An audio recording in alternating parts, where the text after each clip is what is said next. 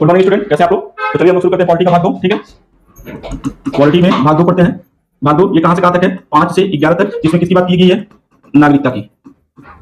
किसकी बात की गई है बाबू? नागरिकता की बात की गई है। यही हमको आज पढ़ना है, नागरिकता। तो देखिए कि हमारे अपने देश में हमारे देश के नागरिकों को कुछ विशेष अधिकार दे रखा है। ठीक है, कि वो क्या है? भारत के नागरिक हैं और उन्हीं को ये अधिकार क्या है? मिला हुआ है। ठीक है, तो नागरिकता के बारे में अगर हम बात करते हैं, नागरिकता के बारे में अगर हम बात करते हैं, तो सबसे पहले आप ये देखेंगे कि नागरिकता पे अगर सबसे पहले किसी ने वर्णन किया था तो वो कौन थे? अरस्तु जी थे।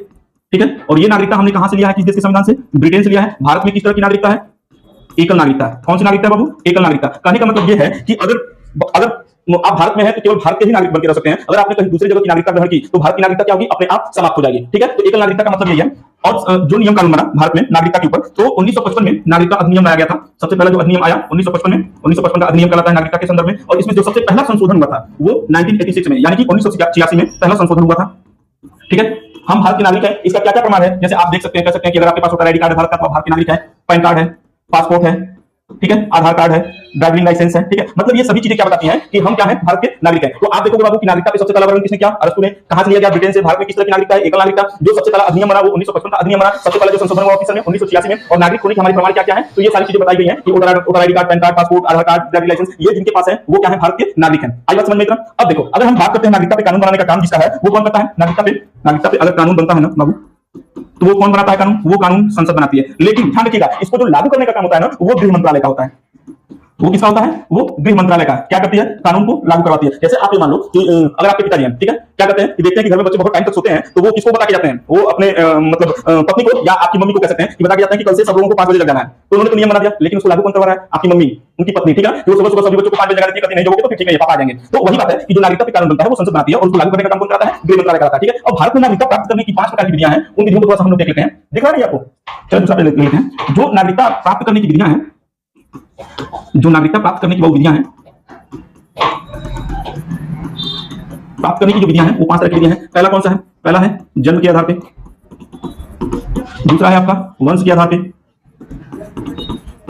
ठीक है, तीसरा है आपका किसी राज्य क्षेत्र को मिलाने के आधार पे।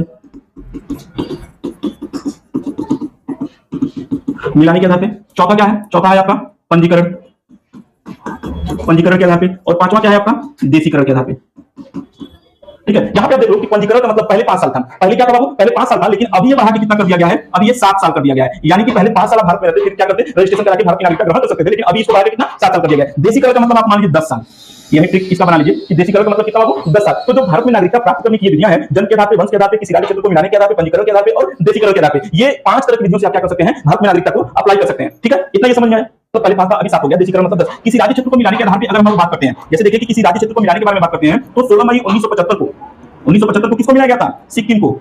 सिक्किम को मिलाया गया था। ठीक है, तो जब उस सिक्किम को अपने देश में मिला दिया गया तो वहां के लोगों को क्या कर दिया गया? भारत की नागरिकता दे दी गई। और ये क्या है? वंश के आधार पे और जन्म के आधार पे। इन दोनों को आप जानते हैं कि वंश के आधार पे जैसे हमारे पूर्वजों को जो नागरिकता मिली और जन्म के आधार पे जैसे हम लोगों को नागरिकता मिली है। तो ये 5 प्रकार की जो विधियां हैं नागरिकता ग्रहण करने की, ये आप याद रखेंगे। जन्म के आधार पे, वंश के आधार पे, किसी राज्य क्षेत्र को मिलाने के आधार पे, पंजीकरण के आधार पे और देशीकरण के आधार पे। ठीक है, तो इतना भी समझ में आया कि ये जो नागरिकता है, ये क्या हो गया?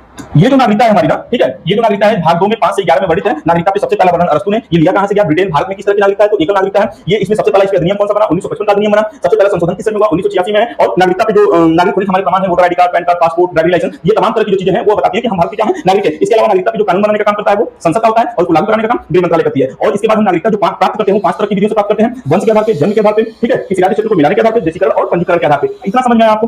ठीक है, इतना आ गया ना? चलिए अब इसके बाद हम बात करते हैं, इसके बाद हम बात कर लेते हैं